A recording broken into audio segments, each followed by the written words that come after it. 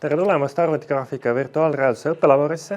Siin saab õppida, kuidas luua videomänge, virtuaalreaalsusrakendusi või arvutigraafikat.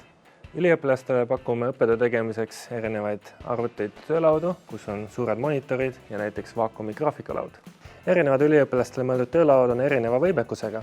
Näiteks siin toimub suuresti virtuaalreaalsusrakenduste arendus, siin saab tulla oma röperaaliga ja siin saab 3D printimisega tegeleda. Kooliõpilastele pakume sügiseti teemeisi arvutimänge koolitust ja kevadeti videomängude arenguloo kursust. Üliõpilastele pakume erinevaid õppeaineid ja korraldame 3 korda aastas mängujämme.